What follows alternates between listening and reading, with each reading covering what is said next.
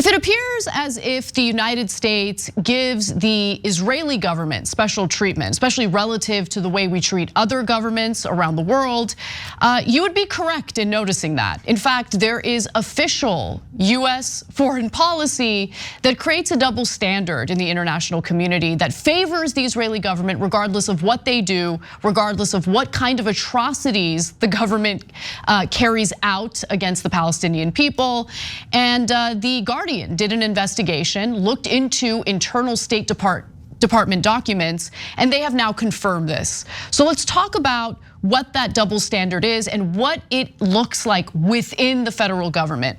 Now, the documents show that special mechanisms have in fact been used over the last few years to shield Israel from human rights laws.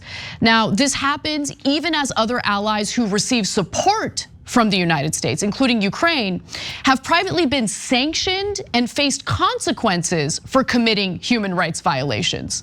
So there have been consequences for Ukraine, even though Ukraine is an ally of the United States, but that's not the same for Israel.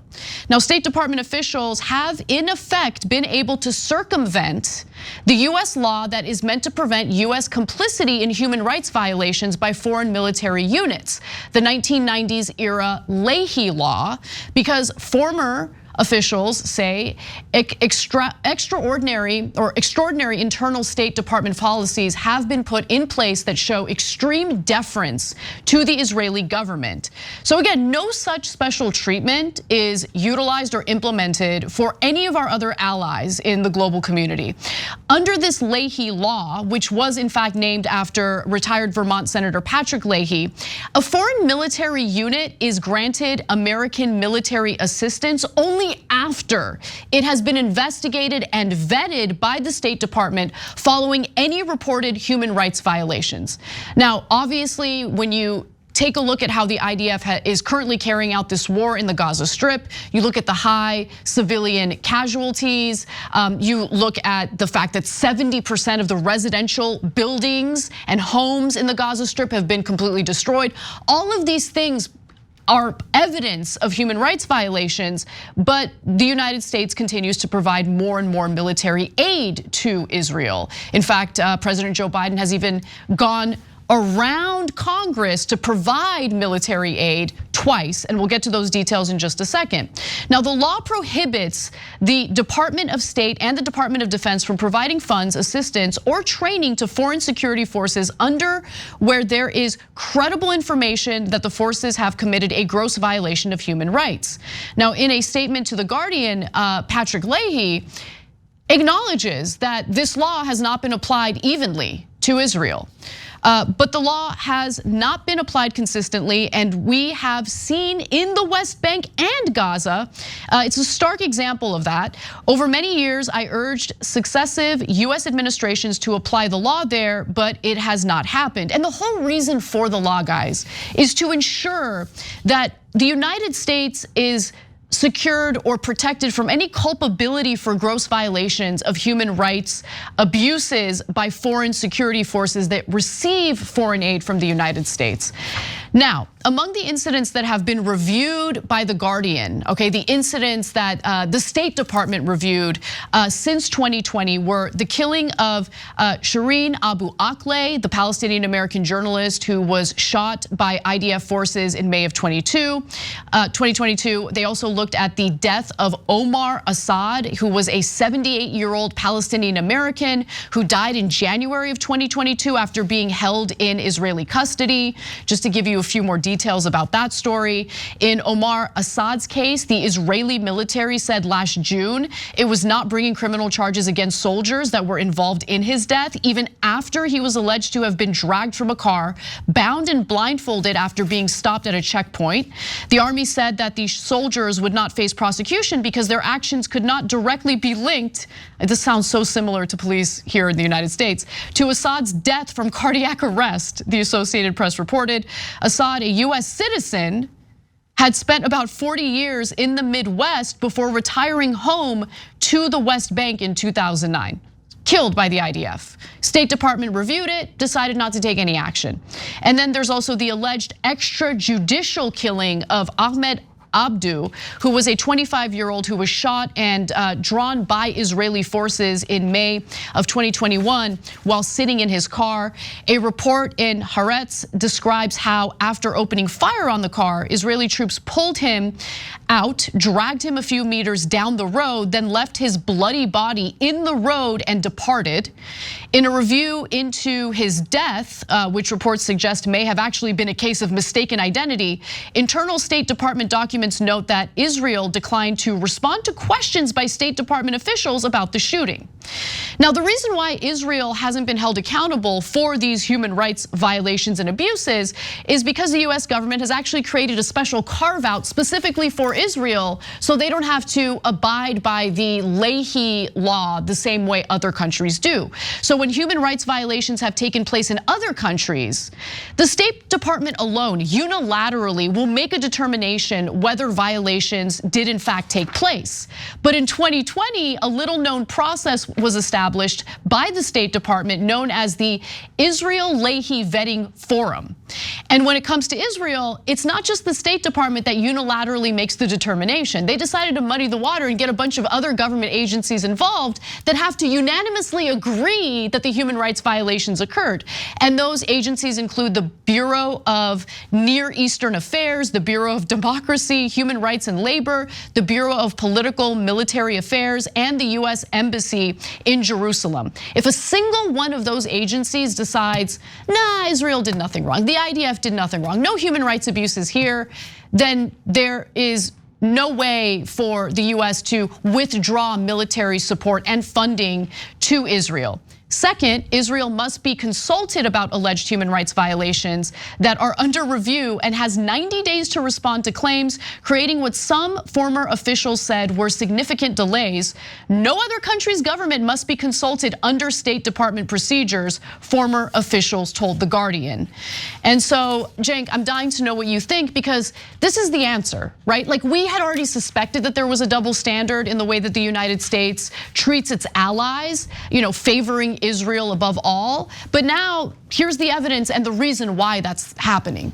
Yeah, so look, if you're in the group saying, no, Israel is not favored by America and does not get special privileges here, you're on a different planet. You can say that all you like, but here's rock solid evidence along with 100 other things.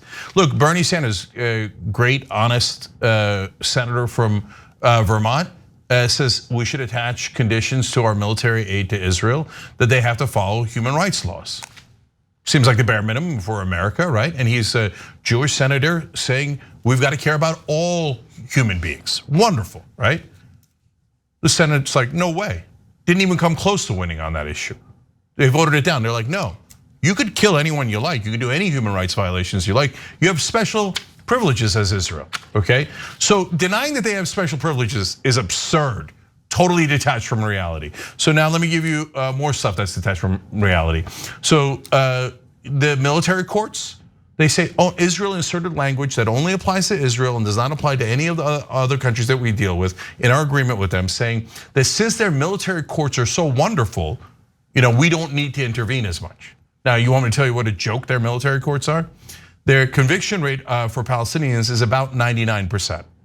It's a rubber stamp. Yep, is next, children, women, nothing matters. 99%, it's a rubber stamp. You're all guilty. If you're a Palestinian, you walk in, by definition, you're guilty. Are you Palestinian? Guilty, right? Now, how about Israeli soldiers? These are the same courts on killings, all this abuse, et cetera, that Anna told you about.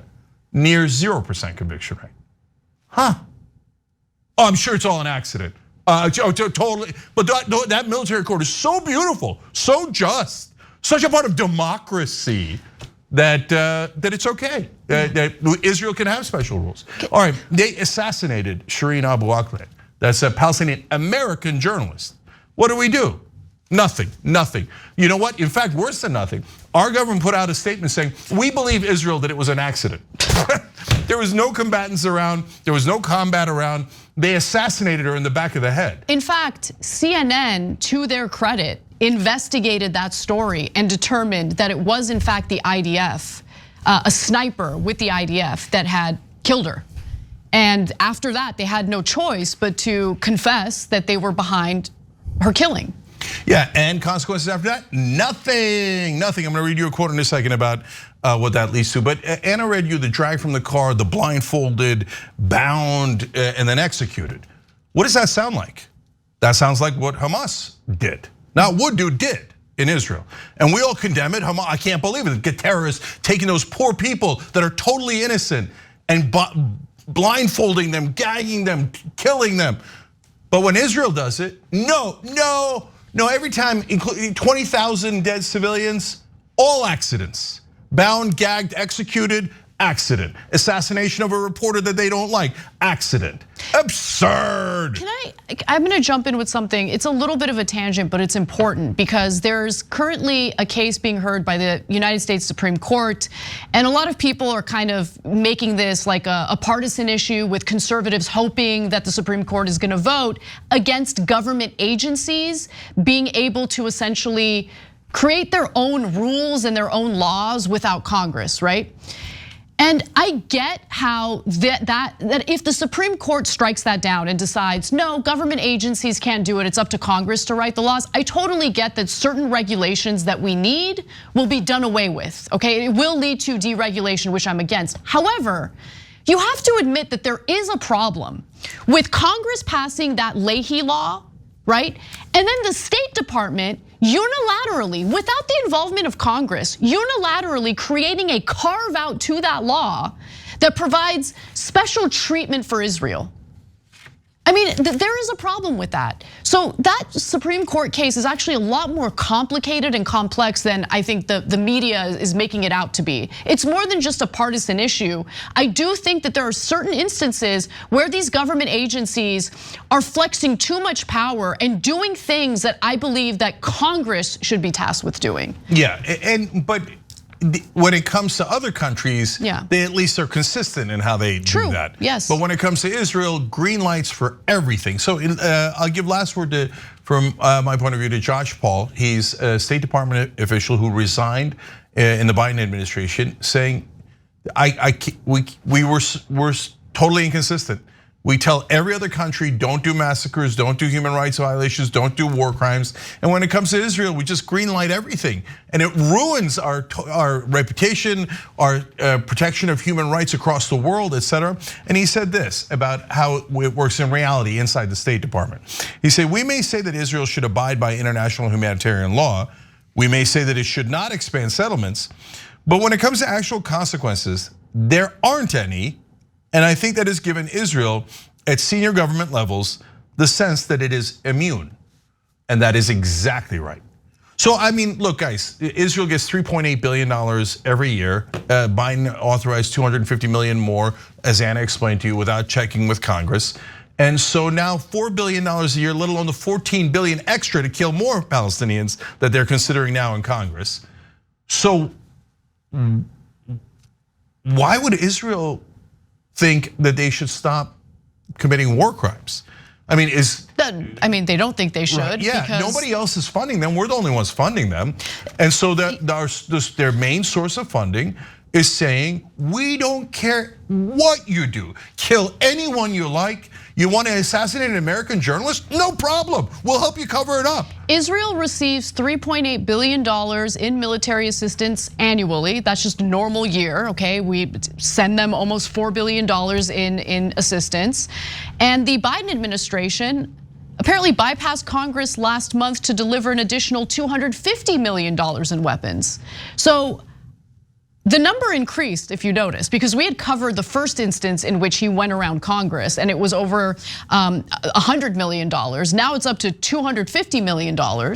So he's not even consulting with Congress. Congress doesn't even have to vote in favor of sending that military funding. It is amazing how when there's a will, there is a way. And there's certainly a will by the United States government to funnel weapons and military funding to the Israeli government, and nothing will stop the Biden administration. No legislative filibuster in the Senate, no Senate parliamentarian, none of those things are an issue when it comes to the funding packages that the Biden administration wants to prioritize. It's amazing, it really is. And it doesn't help America, it doesn't help Israel. It makes everyone get conspiratorial. So these are facts. You don't need to get conspiratorial beyond those facts, right? But denying that these are facts is also absurd. Again, detached from reality. So look, the reality is, if we actually want to be allies to Israel, we should send them nothing. And every time they do something wrong, we should be vigilant about calling them out. Because like France did with America before the Iraq war, they basically said, a good friend doesn't let you make a mistake like this. That's why they weren't against us when they tried to stop us from going to war in Iraq. They were trying to help us. This is not helping Israel to say green light on massacres, and now the world hates you. We did the story earlier in the show. Now losing 50 points in approval in a lot of these countries and going from positive to negative, both Israel and America, because of this war. You're not helping Israel if you allow their right-wing government to act with impunity and commit war crimes in the name of Israel. But no, nobody's gonna listen to us. Joe Biden is always going to say 100% pro-massacre if Israel's doing it. And that's just a fact. Go ahead and dispute it. Find me one piece of evidence where Joe Biden has actually taken action to prevent Israel from committing war crimes. You won't find it because it doesn't exist. Hey, thanks for watching that video. We really appreciate it, guys. And we appreciate it if you become members, because that allows us to be independent, honest, progressive, all the things that you don't get from corporate media. And all of that is because of you guys. Hit the join button below and become one of us, become a Young Turk.